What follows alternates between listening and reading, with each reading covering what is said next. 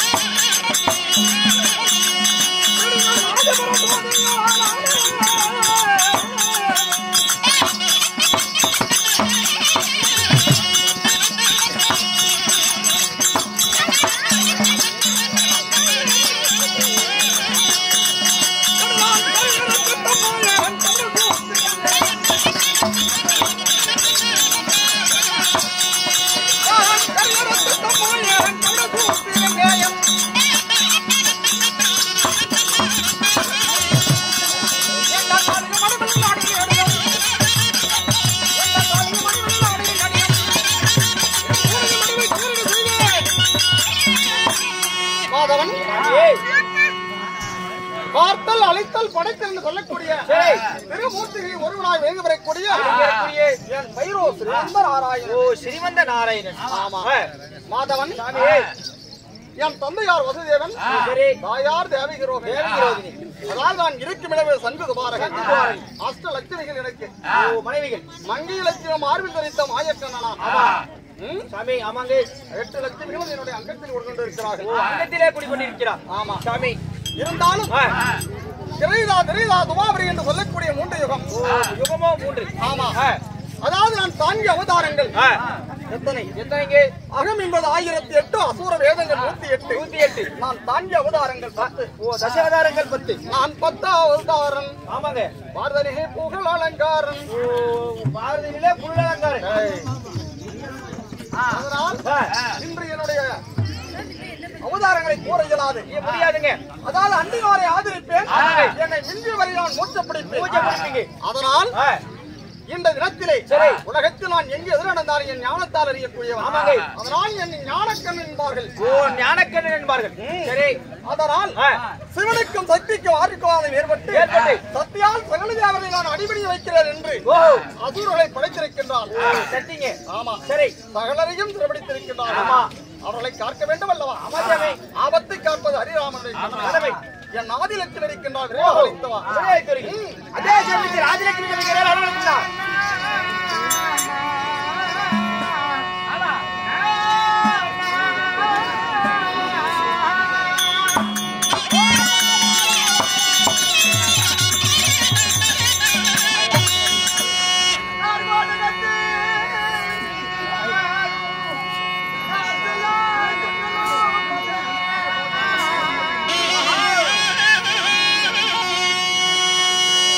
Come on,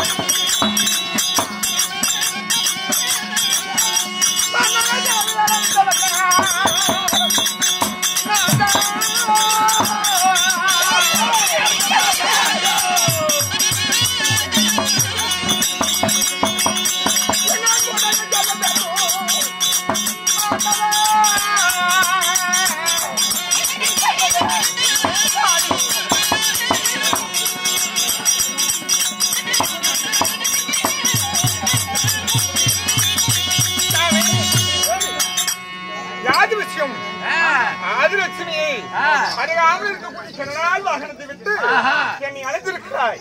யாது விஷயம்? பெண்ணே, தேவர்களுக்கெல்லாம் இடம் சேர்ந்திருக்கிறது. என்னை கண்ணா கார்மிக வர்ணா வாயவா மதுசூதனா என்று ஆபத்தாண்டவா ஆதரக்கா என்று அழைக்கின்றார்கள். ஆபத்தை காக்க வேண்டும் மகாஜனமே. அதாவது நாடகம் என்பது ஆட்டமும் ஆடுவதும் ஒரு சில அங்கத்துக்காக தான். ஆனா இருப்பினும் ஒரு செட் ஆடுறது மிகப்பெரிய விஷயம் தான். அதாவது வேஷம் ஒரு மணிக்கு ஒரு 1/2 மணி நேரம் வேணும். இருந்தாலும் அதாவது வேஷம் எங்களால் இயன்ற வரை எங்களால் தெரிந்த வரை ஆடினோம். ஆடி முடிக்கும் தருவாயில் இருக்கிறோம். இருந்ததே இருந்தீங்க இன்னும் ஒரு 10 நிமிஷம். ஏன்னா அதிக நேரம் ஆயிட்டது. அதனால ஒரு எங்களுக்காக அதாவது விடுமுழுவது ஆதரவு கொடுத்தது போல ஒரு 10 நிமிஷம் 4 திசைக்கு நாங்க கால் பிறக்கிறார். அவர் எதற்காக பிறக்கிறார், என்ன காரணம் என்று இன்னும் சற்று நேரத்தில் தெரிஞ்சுக்கிறார். புறப்படு, தேவர்கள் அழைக்கிறார். புறப்படு போவோம்.